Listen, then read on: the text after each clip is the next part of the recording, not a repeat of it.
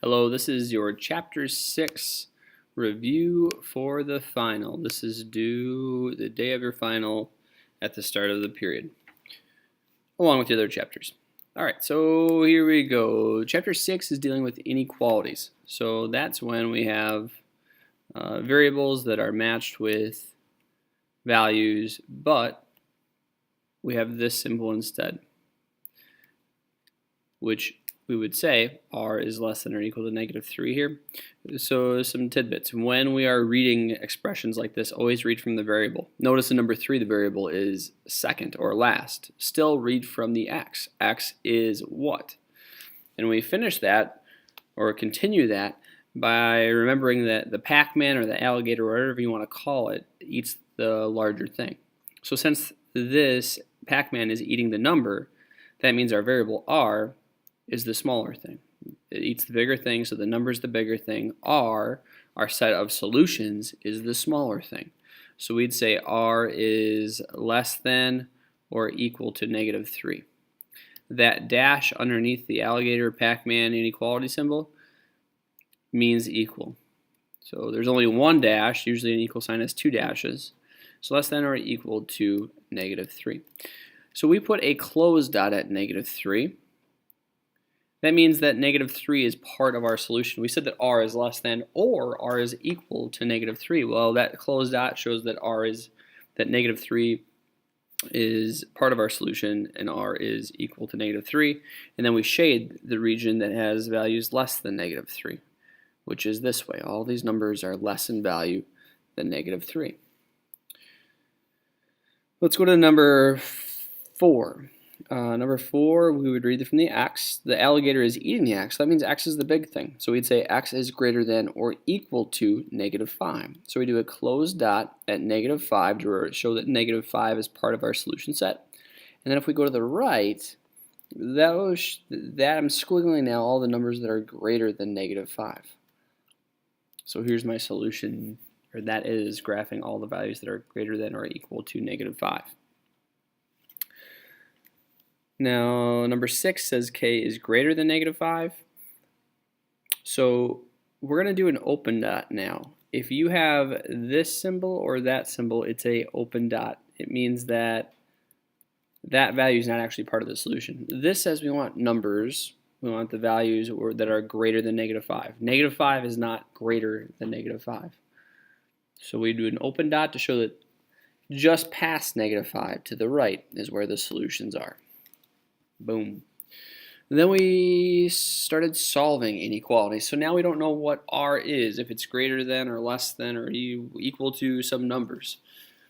We need to isolate r and solve for r and get r by itself. So we still ask ourselves the same questions. What side is r on? What's being done to it? And how do you undo it? And you still solve for a variable using your order of operations backwards. So we always undo addition and subtraction first. So I'm going to undo adding 4 by subtracting 4. So I get r divided by 4 is greater than or equal to -1. And then we undo dividing by multiplying. So I'm going to multiply each side by 4. So I get, r is greater than or equal to -4. Boom. And it doesn't say that you have to graph it, but you could graph it using the skill that we learned earlier. Now, one caveat to this: when you are undoing things and when you multiply or divide by a negative number, you have to flip the direction of the symbol.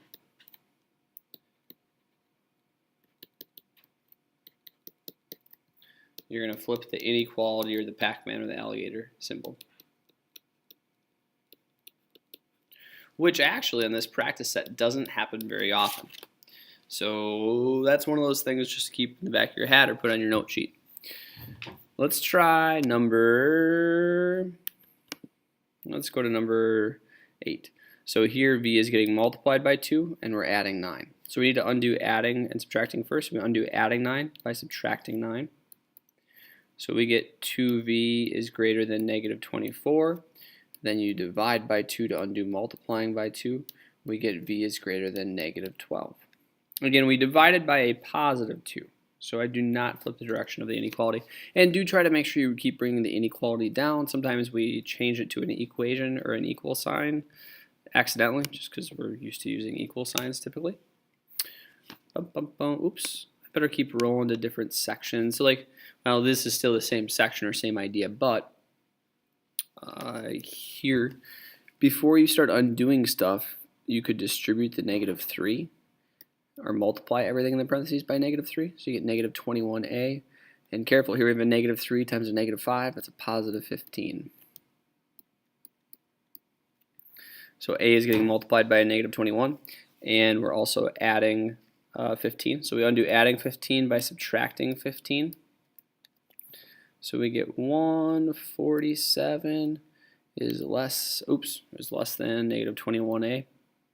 Excuse me, I said that wrong. So -21a is less than 147. There we go, reading from the a side.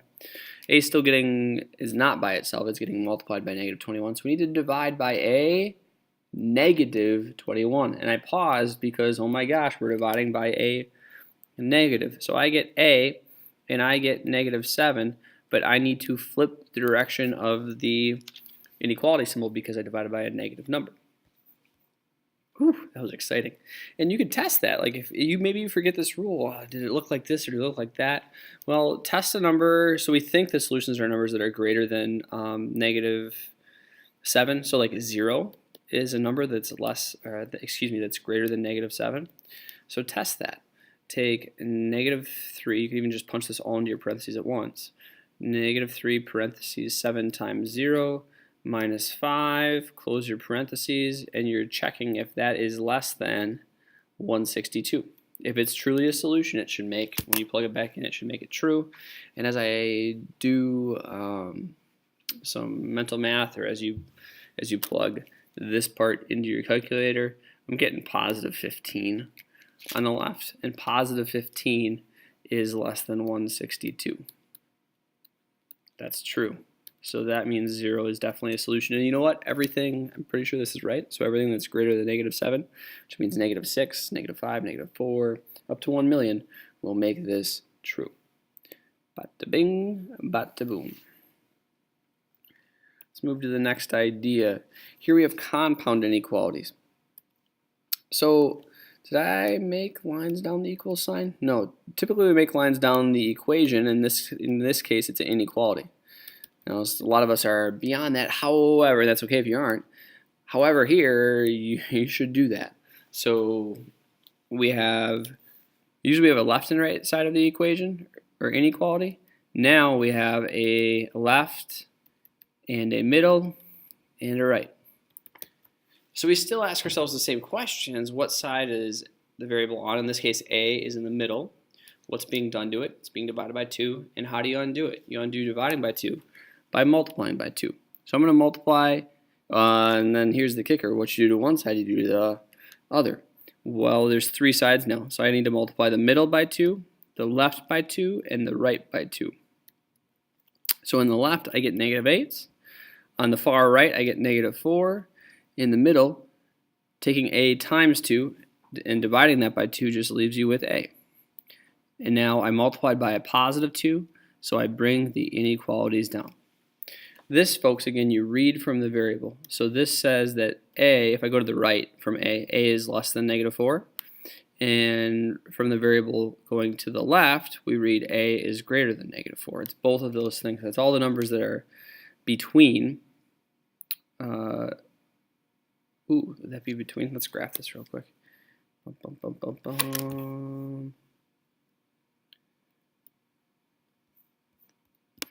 Why did that happen? I want that back.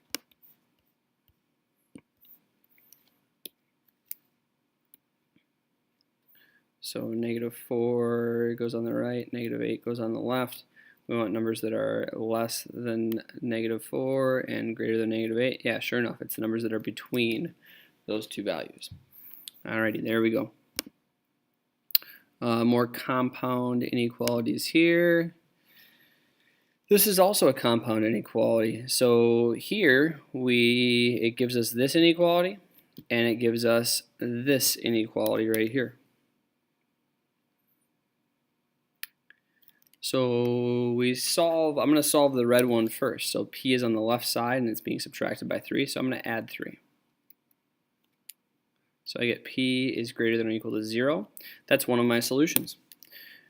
Or another part of my solution is solving for this variable, or solving for p over here. So we get p is less than negative 3. That's also a solution. So if we graphed it, we'd say p is less than negative 3. That's a funny looking 3. That's there. 0 has to be the right of negative 3. And then we'd close dot and go that way. Typically when it says or, you're going to make arrows in opposite directions with some open space in the middle. Your solutions are the shaded in regions. Think of this as the extremes. What temperatures would make it uncomfortable to go outside? It would either be too hot, which is to the right in red, or too cold, which is to the left in blue. I didn't color code that for temperature, but it makes a lot of sense right now. All right, last couple ideas. Solve each inequality. I'm going to do number 19 and then a couple, one down from there. So here we do a split. So this means that the distance from 0 has to be greater than or equal to 14. And to get one of your solutions, because on a number line, there's two different positions that kind of make the boundary line of that.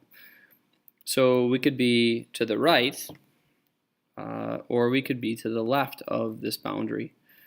And to get the second answer, folks, everything, think of these absolute value symbols, these straight lines, is like a wall. The stuff inside does not get touched. But anything outside, to get your second answer, has to get oppositized. So the inequality gets oppositized, which means that it's going to now eat that way. And the 14 gets oppositized, which means it becomes a negative 14. So now we solve these equations. We divide by 7. We get x is greater than or equal to 2. And over here, we still have to do the same thing because what was in the absolute value sign didn't get touched. So it's still the same expression on that side and still the same solving steps. Now we get x is less than or equal to negative 2. So that is our solution set. Let me skip ahead because we need to be careful on number 24. Let's do that one. We can't do that split or get those two answers until we isolate the absolute value symbol. So here we actually need to undo the subtracting 4 first, and so we get this. Now that we have the absolute value brackets isolated, now we do the split. And again, to do the split, the first split is you just drop the inequality symbols, and that will correctly give you one solution.